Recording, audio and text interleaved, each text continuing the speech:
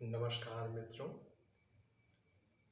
आज हम लोग आचार्य धर्मानंद कौशाम्बी जो 20वीं सदी में बौद्ध धर्म के सबसे प्रकांड विद्वानों में से एक माने जाते रहे हैं, उनकी आत्मकथा निवेदन की चर्चा करेंगे। मूल रूप से मराठी में लिखी यह आत्मकथा धर्मानंद कौशाम्बी के जीवन के बारे में और बौद्ध धर्म और दर्शन के बारे में जानकारी जुटाने के लिए, बौद्ध दर्शन के अध्ययन के लिए जो उन्होंने आरंभिक प्रयास किए, जो कठिनाइयाँ उन्होंने झेली और जो संघर्ष किया, उसका एक मर्मस्पर्शी विवरण देती है। इसमें नेपाल, बर्मा, श्रीलंका, जिसे तब सिलोन कहा जाता था, की रोमांचक यात्राएं हैं और उन यात्राओं के साथ साथ उस समय का जो भारत है, 20वीं सदी के पूर्वार्ध का भारत, वह भी इस आत्मकथा में झलकता है। तो धर्मानंद कौशाम्बी की यह आत्मकथा उनकी आप बीती होने के साथ साथ जग बीती भी है, जिसमें उस समय का सामाजिक इतिहास, उस समय का बौद्धिक इतिहास झलकता है।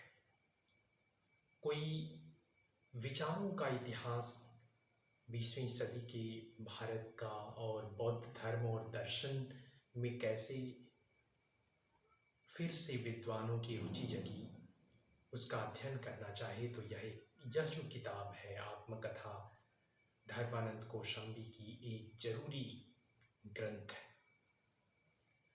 इसमें बिल्कुल आरंभ से धर्मानंद कौशाम्बी अपने जीवन की चर्चा करते हैं, कैसे उनका झुकाव बौद्ध धर्म की ओर हुआ।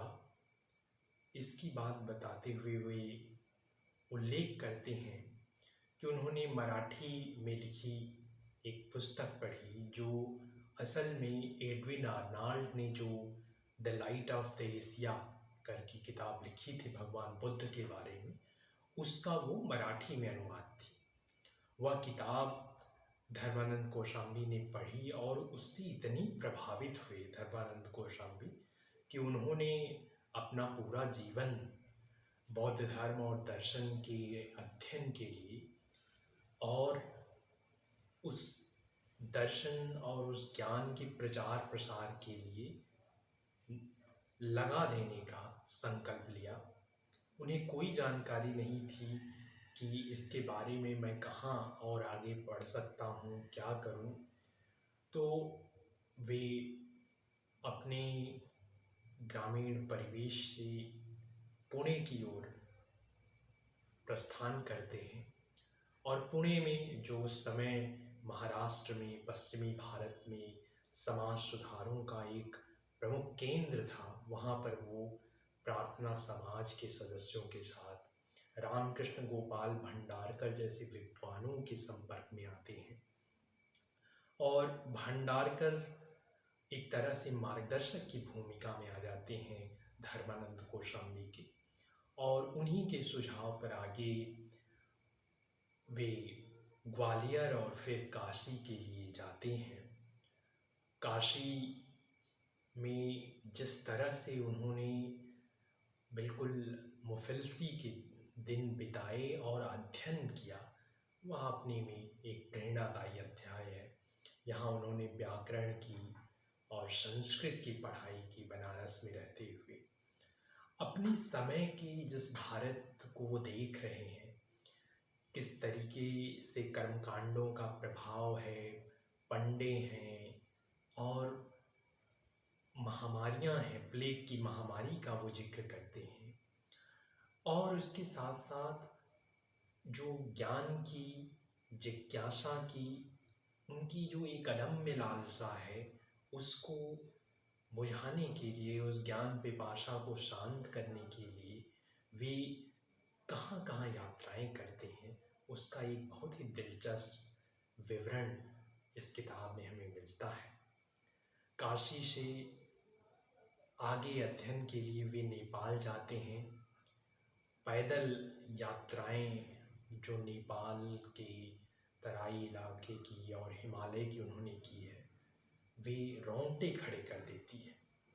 चिवड़ा खाते हुए जो सफ़र में बगैर किसी भोजन के उन्होंने और बगैर किसी सहायता के यात्रा की है, वह आज भी पढ़ते हुए हमारा सिर उनके प्रति श्रद्धा से झुक जाता है। जितने कष्ट उन्होंने ज्ञान के इस अर्जन के लिए उठाए। नेपाल में गए, वहाँ उन्हें निराशा हाथ लगी। उस समय नेपाल में जैसी उन्हें उम्मीद थी, अपेक्षा थी, वैसा कोई वहाँ ज्ञानार्जन का न तो कोई ऐसा विद्वान था, न कोई ऐसा केंद्र था। वहाँ से उन्हें सुझाव मिला कि शायद सिलोन जाएं, अगर वो श्रीलंका जाएं तो बात बने। वो भारत लौटते हैं, बोध गया वो जाते हैं और वहीं वे महाबोधि सोसाइटी के संपर्क में आते हैं। अनागरिक धर्मपाल जो उस समय महाबोधि सोसाइटी के संस्थापक अध्यक्ष थे और जिन्होंने एक तरीके से भारत में और समूचे विश्व में बौद्ध धर्म के पुनरुद्धार का बीड़ा उठाया हुआ था, उनका नाम वे सुनते हैं, उनसे परिचित होते हैं और फिर सिलोन की यात्रा का एक पृष्ठभूमि बनती है और वे पहले कलकत्ता जाते हैं और वहाँ से सिलोन की यात्रा और वहाँ के प्रस्थान का उनका महाबोधि सोसाइटी के सहयोग से और कलकत्ता के कुछ अन्य सदस्यों के सहयोग से ये कार्यक्रम बनता है और वे मद्रास में एम सिंगार वेलू जैसे नेताओं के संपर्क में आते हैं। सिलोन वे जाते हैं जहाँ महास्थविर सुमंगलाचार्य जैसे विद्वानों से वे पाली और त्रिपिटक जैसे जो बौद्ध ग्रंथ हैं उनका अध्ययन करते हैं। सिलोन से फिर वे बर्मा जाते हैं।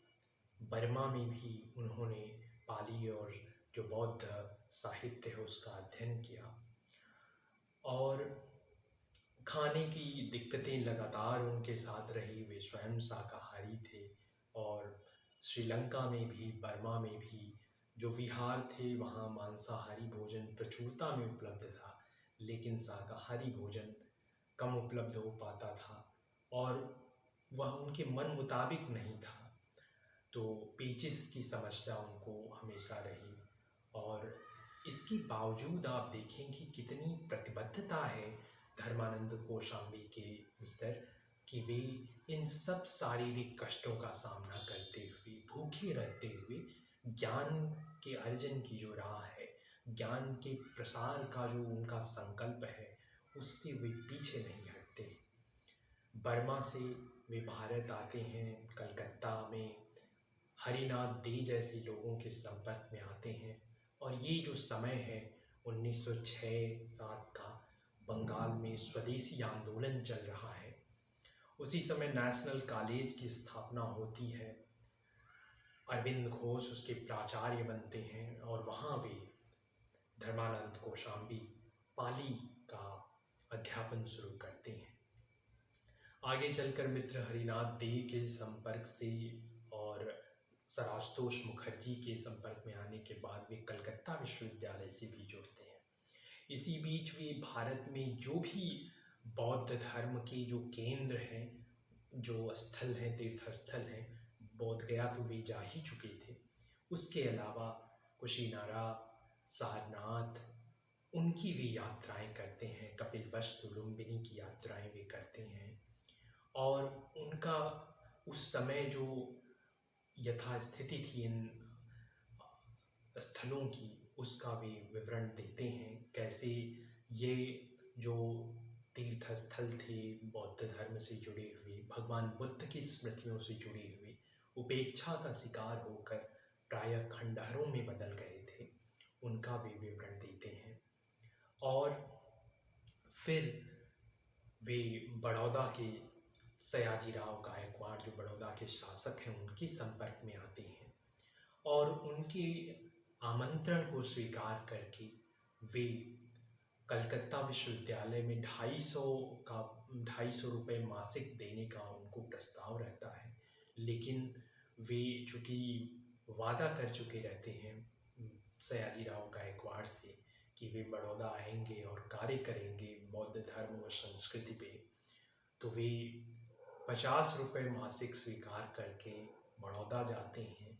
वहाँ बम्बई में ही वे रामकृष्ण गोपाल भंडारकर और अन्य साथियों के सहयोग से अंग्रेज एक जो विद्वान हैं अमेरिका से आए हुए जेम्स एच वुड्स, जो संस्कृत के विद्वान हैं हार्वर्ड यूनिवर्सिटी के, उनके संपर्क में आते हैं। उनको वो संस्कृत का अध्ययन कराते हैं, उनको पढ़ाते हैं और जेम्स एच वुड्स ही उन्हें आमंत्रित करते हैं कि वे हार्वर्ड यूनिवर्सिटी आएँ। और उस समय जो हार्वर्ड ओरिएंटल सीरीज़ ग्रंथमाला प्रकाशित हो रही थी, उसके अंतर्गत विशुद्धिमग्ग का संपादन करें। जो हेनरी वारेन इस परियोजना को शुरू कर चुके थे और 4 पांडुलिपियाँ उन्होंने सिलोन और बर्मा से इकट्ठा कर ली थी, जो सिंहली और बर्मी लिपियों में थी विशुद्धिमग्ग की। तो उसका वो संपादन करने के लिए जेम्स एच वुड्स के आमंत्रण पर अमेरिका जाते हैं और वो 2 बार 3 बार वो यात्रा चलती है। बाद में उनके बेटी माणिक और बेटी जो आगे चलकर प्रसिद्ध इतिहासकार बनते हैं दामोदर धर्मानंद कौशाम्बी, वे भी अमेरिका उनके साथ दूसरी यात्राओं में जाते हैं। इसके साथ साथ धर्मानंद कौशाम्बी राष्ट्रीय आंदोलन से भी जुड़ते हैं। स्वदेशी आंदोलन की चर्चा तो मैंने की ही थी। वे गांधी जी से बहुत गहरे प्रभावित होते हैं और पहली मुलाकात उनकी आचार्य कृपलानी ने कराई थी महात्मा गांधी से, और उस समय ही वे बहुत प्रभावित हुए गांधी जी से। अमेरिका में जब वे थे और तिलक स्वराज कोष बना, तो उसके लिए भी उन्होंने अमेरिका से जो अमेरिका में भारतीय छात्र थे, शिक्षक थे वहाँ पर विश्वविद्यालयों में, उनसे चंदा इकट्ठा करके धर्मानंद जी ने भेजा।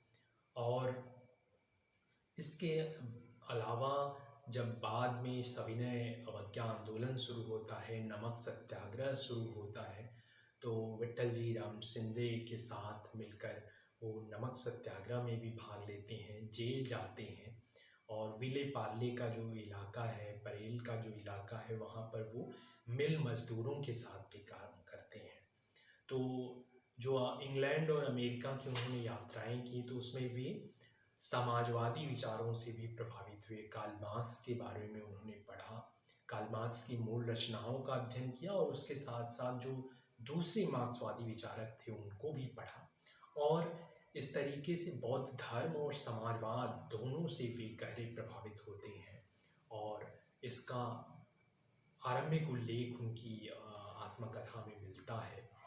यह आत्मकथा उनके इस आरंभिक जीवन के बारे में ही है। बाद में खुलासा नाम से उन्होंने दूसरी अपनी आत्मकथा का एक दूसरा हिस्सा सिलसिलेवार ढंग से लिखना शुरू किया था 30 के दशक में, जो लेकिन वो प्रकाशित नहीं हुआ। मराठी में उन्होंने लिखा था हालांकि। तो ये जो आत्मकथा है निवेदन, वह एक बहुत ही प्रकांड विद्वान जो बौद्ध धर्म और दर्शन के रहे हैं, उनके जीवन से तो हमें रूबरू कराती ही है। लेकिन उस समय का भारत कैसा था, उस समय के भारत में ज्ञान की क्या स्थिति थी और कितनी प्रतिबद्धता और दृढ़ता के साथ लोग ज्ञान के इस मार्ग पर चल रहे थे, उसके साथ साथ जो राष्ट्रीय आंदोलन में भी वे कैसे जुड़ रहे हैं, इसका भी यह किताब विवरण देती है। और धर्मानंद कौशाम्बी के जीवन को समेटती हुई यह किताब सिर्फ एक विचारक का ही जीवन बयान नहीं करती है, बल्कि अपने समय का एक बौद्धिक इतिहास का दस्तावेज है, विचारों के इतिहास का दस्तावेज है।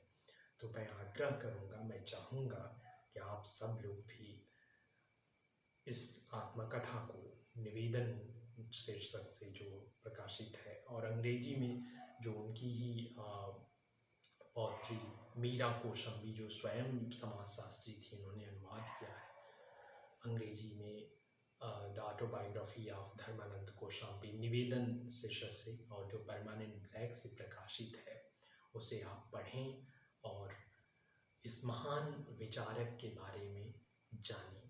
धन्यवाद।